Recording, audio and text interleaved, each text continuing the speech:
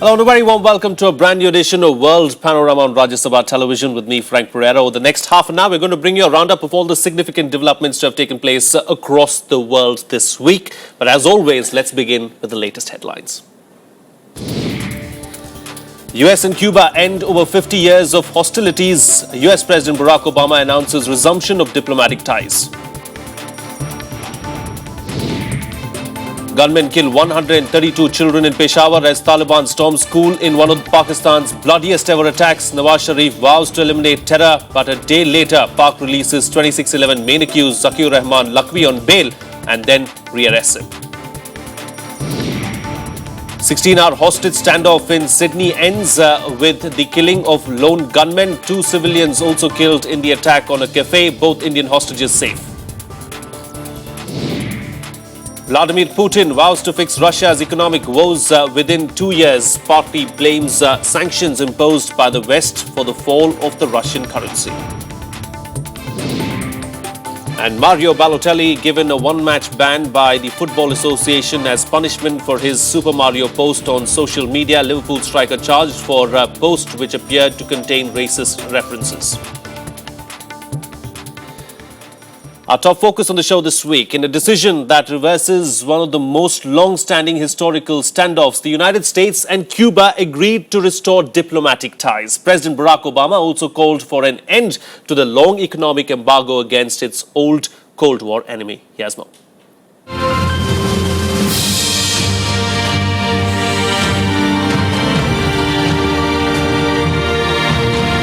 After 50 years of hostilities, Cuba and the United States are restoring diplomatic relations.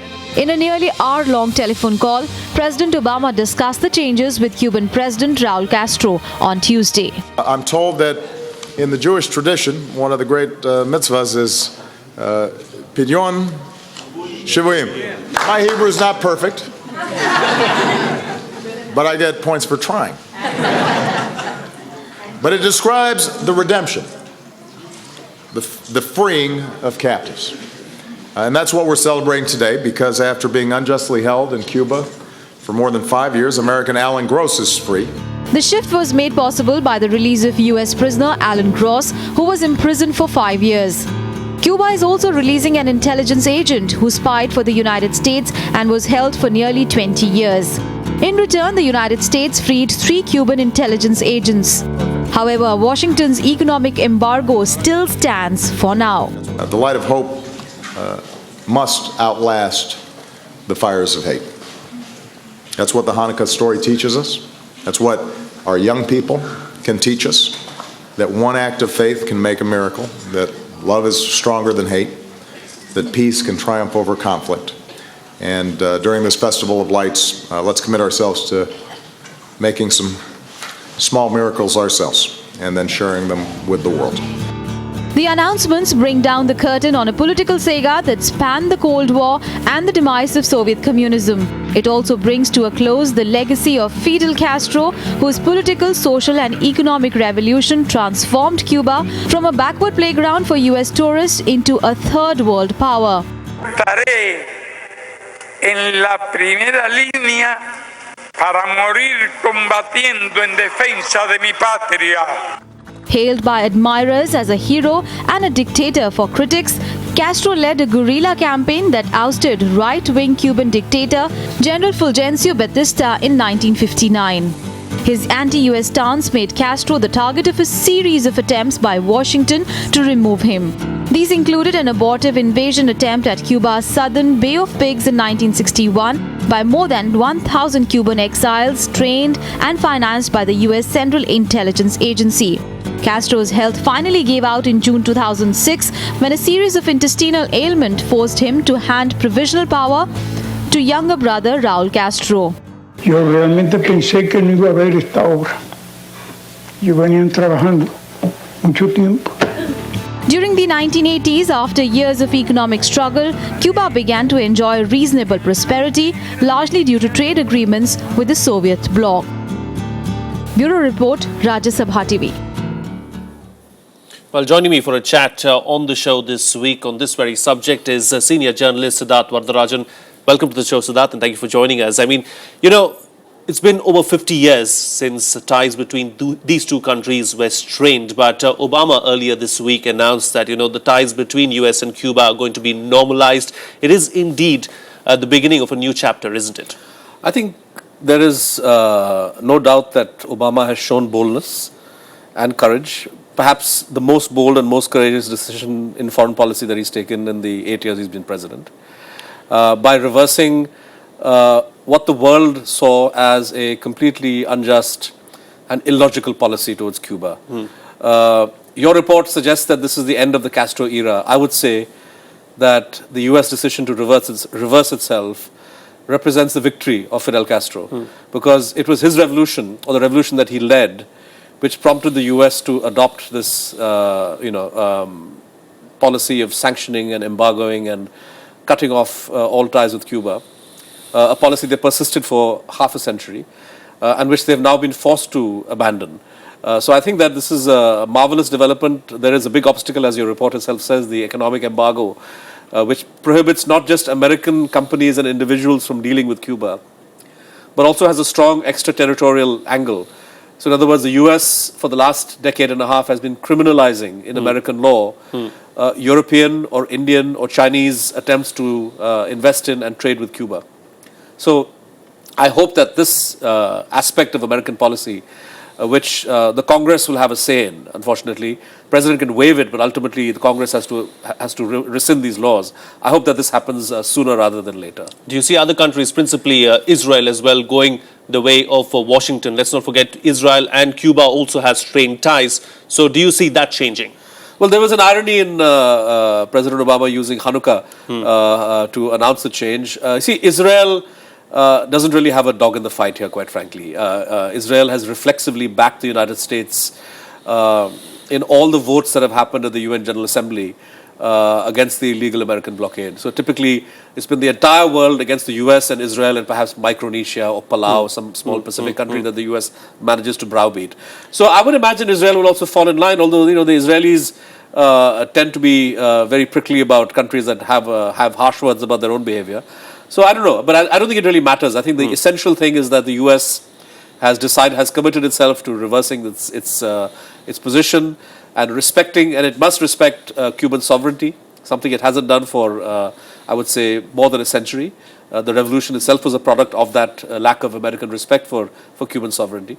And you have the chance for a genuine new beginning. But as I said, the Congress has to deliver. Yes. And, I think somewhere down the line, the fact that the US was getting increasingly isolated in Latin America also played a very important role in this reversal.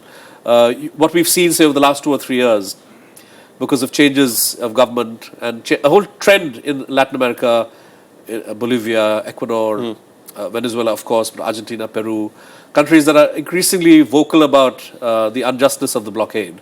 And, at the Summit of the Americas, which is something that the US started, last year itself, countries said we won't attend any more summits if Cuba is not going to be invited.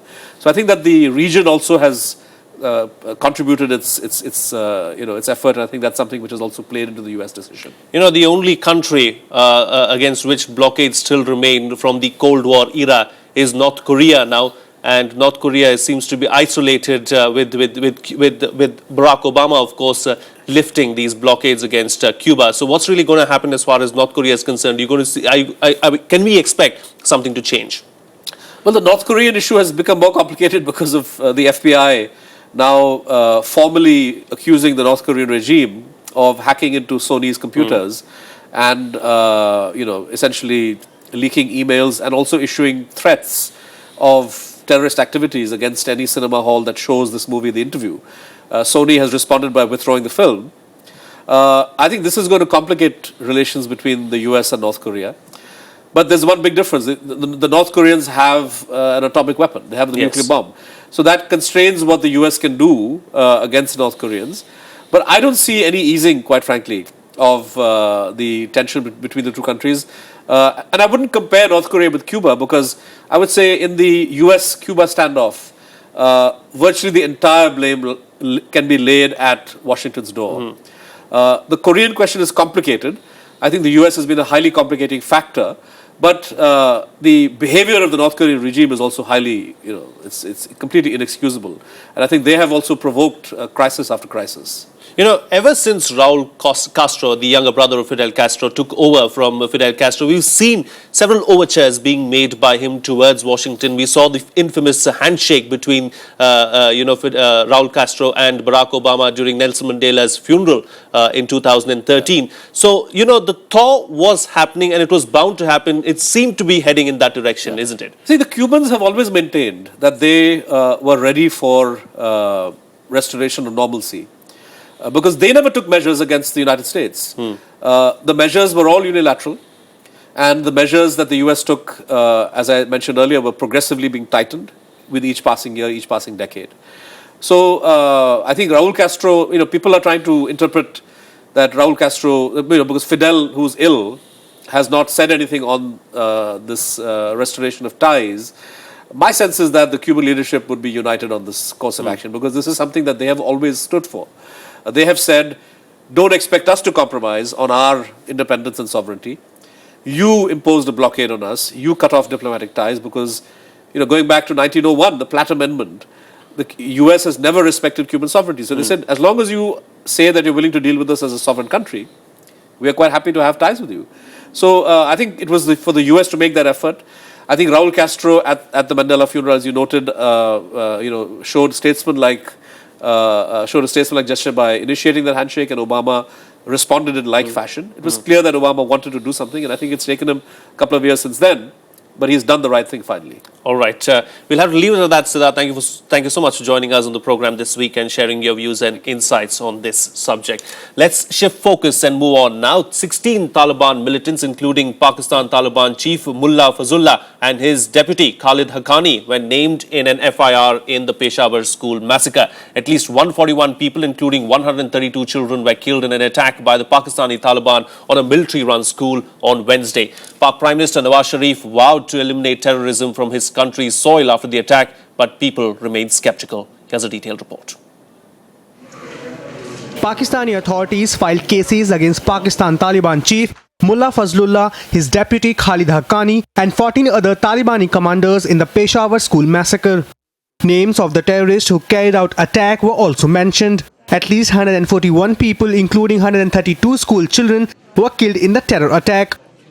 अभी crimes जो हमारी investigation आई है, they are trying to जितनी भी यहाँ से को collect कर सकते हैं एविडेंस क्राइम सीन के ऊपर, उनकी we are trying to find out, और वो इंशाल्लाह जब हम मिल जाती है तो उसके बाद फर्दर करेंगे. But outside the political arena, people remain skeptical about the intentions of the administration and its leaders. Go to Nawaz Sharif, you go to Bilal Bhutto, you go to Zardari, you go to anyone, and they will have a list of Taliban commanders living in that area. Do they have the moral responsibility to come on television, make the faces of these bloody peoples public, declare them as killers, make them afraid of their own bloody shadow, that the entire street should know that you are a killer of our children. Stop putting them in hiding and stop protecting these people. I'm here to protest and condemn Taliban with the strongest feelings, that I hate Taliban and I want them to get out of my country. Afghanistan has also assured Pakistan of strong action against the Taliban terrorists hiding in its territory. The promise comes as combining operations are underway in various Taliban hideouts in Pakistan. Bureau Report, Rajya Sabha TV. Meanwhile, Zakir Rahman Lakhvi will remain in jail for 3 more months. This decision of the Pak government came on Friday, a day after the 2611 key accused was granted bail by a court in the country. The Pakistan authorities have detained Lakhvi under Section 16 of the Maintenance of Public Order Act. The order of detention was handed over to the Adhyala jail superintendent before Lakhvi's counsel could show his bail order to jail authorities. The government has also decided in principle to challenge the trial court's decision in the High Court. The appeal will be filed on Monday. The decision to detain Lakhvi comes even as India expressed outrage at bail being granted to Lakhvi and asking for his bail order to be challenged.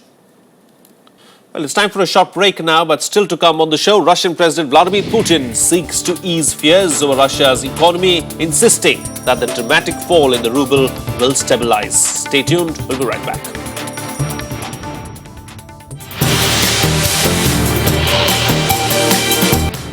Welcome back. You're watching Rajya Sabha Television. Well, Russian President Vladimir Putin has pledged to fix Russia's economic problems within 2 years by diversifying away from its heavy reliance on oil and gas, and voiced confidence that the plummeting ruble will soon recover. Speaking with strong emotion during a live news conference that lasted more than 3 hours, Putin displayed his traditional defiant stance toward the West, which he insisted is trying to destroy Russia to grab Siberia's great natural resources. But ordinary Russians remain skeptical of his plans. Here's more. Defiant and confident, President Vladimir Putin is assuring Russians that the economy will rebound after the ruble's dramatic slide. But even as he blamed the West, Putin conceded systemic flaws were also to blame. Конечно, сегодняшняя ситуация спровоцирована внешними факторами прежде всего. Но исходим из того, что нами многое не сделано из того, что мы планировали сделать и говорили о том, что мы должны сделать по диверсификации нашей экономики в течение практически предыдущих 20 лет.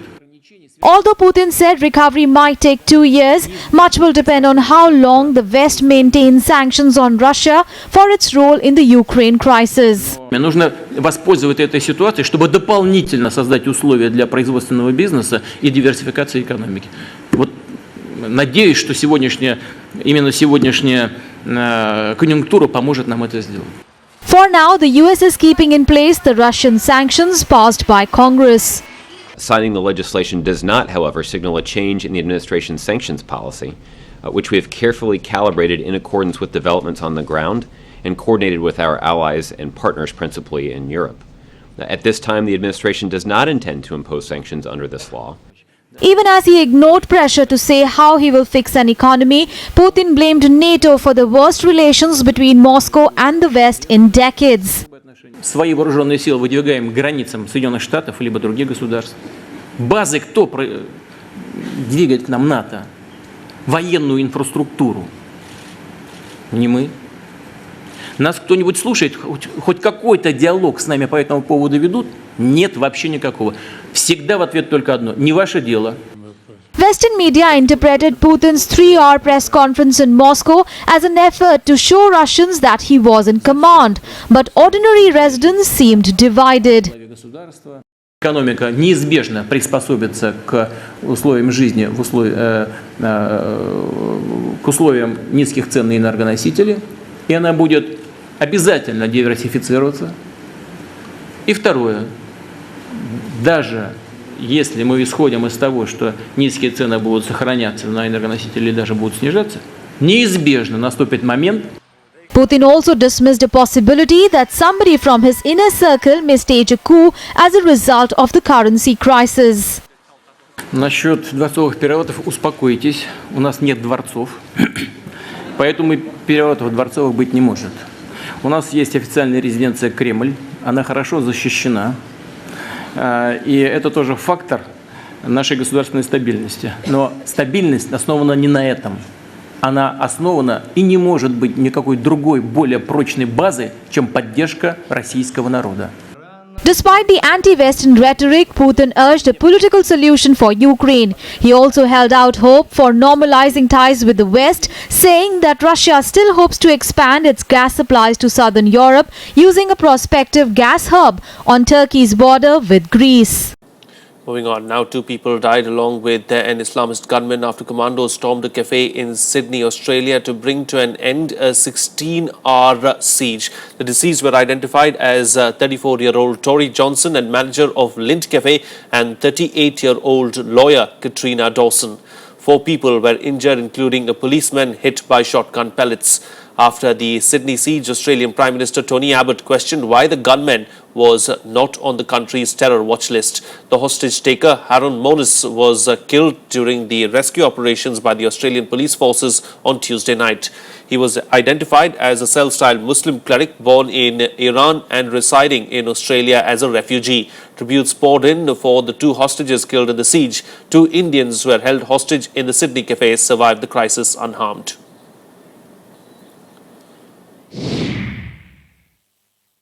What we do know is that the perpetrator was well known to state and Commonwealth authorities. He had a long history of violent crime. infatuation with extremism and mental instability. These events do demonstrate that even a country as free, as open, is vulnerable to acts of politically motivated violence. Well, much else has been unfolding around the world. Here's a quick wrap of the other international news of the week.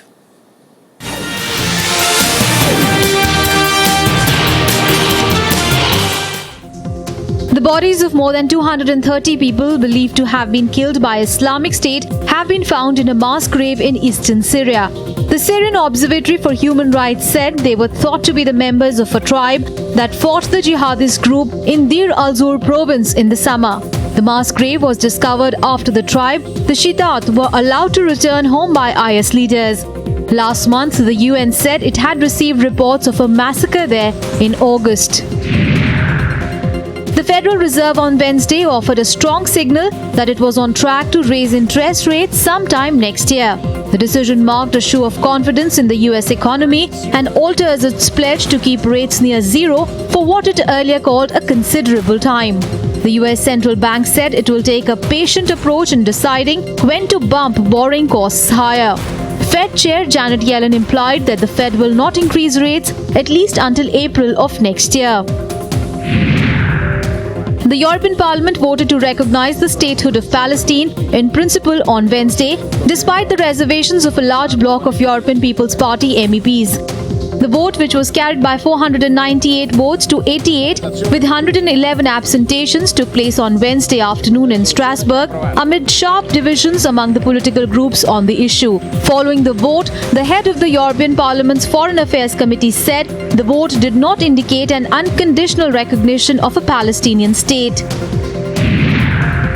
At least 3 people died in heavy snow that blanketed swathes of Japan on Thursday, with up to 2 meters lying in some places and more forecast. 2 elderly women were killed in the northernmost island of Hokkaido, with one hit by a snowplow and another buried when a warehouse collapsed under the weight of fallen snow. Police said a man died in a traffic accident on snowbound roads in Hiroshima.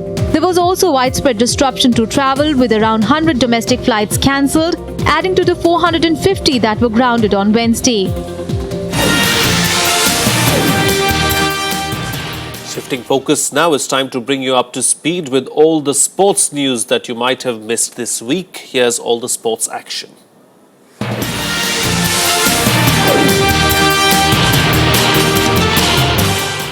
Pakistan hockey coach Shehnaz Sheikh has claimed that there was a conspiracy plotted against his team following the suspension of Mohammad Tawseeq and Amjad Ali meted out in the recently held Champions Trophy in Bhubaneswar. Alleging the incident as a case of victimization, he said that the incident had naturally affected their game in the final against Germany. Earlier, Shehnaz rendered an official apology for the obscene gestures made by his players after their win against India in the semi-final of the FIH Men's Champions Trophy.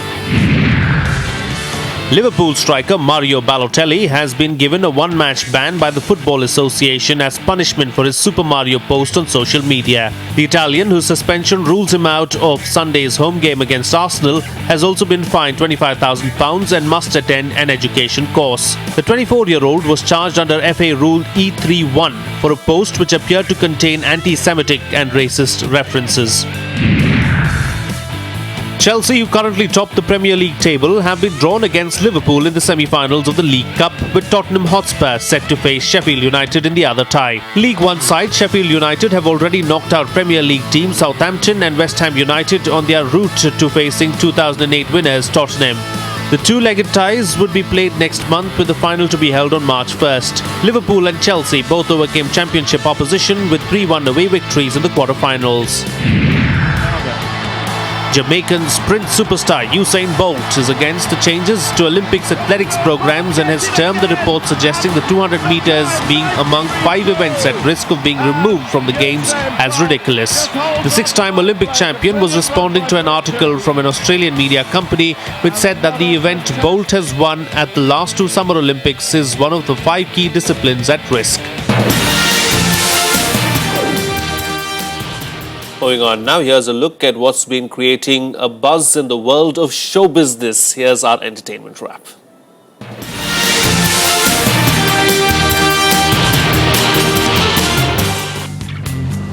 A cyber attack on Sony Pictures that forced the cancellation of a major film release is being seen as a serious national security matter. A White House spokesman said the US believed the hacking was the work of a sophisticated actor, but refused to confirm if North Korea was responsible. Sony withdrew The Interview, a new comedy film about North Korea's leader, after threats from hackers. Hackers have already released sensitive information stored on Sony computers. Hollywood stars Brad Pitt and George Clooney came together to celebrate their marriages over dinner. Pitt and Clooney tied the knot earlier this year to their respective partners, actress Angelina Jolie and British human rights lawyer Amal Amluddin. They dined at Clooney's mansion in Los Angeles with their wives, as they had been unable to attend one another's nuptials due to busy schedules. Sparing no expense for the get-together, Clooney called in the head chef from one of his favorite restaurants to whip up a seafood dinner. Madonna's new album has been leaked online before she even announced it. Madonna revealed on Instagram that the leaks were unfinished demos stolen long ago and were not ready to be presented to the world. The American pop icon said that this was a form of terrorism and it was artistic rape. 13 songs have been leaked purportedly from Madonna's newest untitled album. The producers on the album reportedly included Avicii, Natalia Kills, Diplo, and Ryan Tedder. Evangeline Lilly has revealed that writing is her true passion, and she even took 2 years off to be an author after she finished shooting The Hobbit. She said that when she started to work on Ant-Man, she was curious to see if she had missed acting, but realized that she could not wait to get back to full-time writing, as there was nothing as pleasurable to her as writing. Lily added that acting has always been something that happened, but never something she dreamed about and pursued, and that writing as a job seems a right fit to her. Well, that's it on this edition of World Panorama, but I'm going to leave you this week with visuals from the French Alps, where a daredevil Australian wingsuit flyer successfully pulled off the world's first air-to-ground hi-fi, coming within meters of the ground as he flew through a large model hand and thus completed a death-defying stunt. Enjoy the visuals, and I'll see you again next week.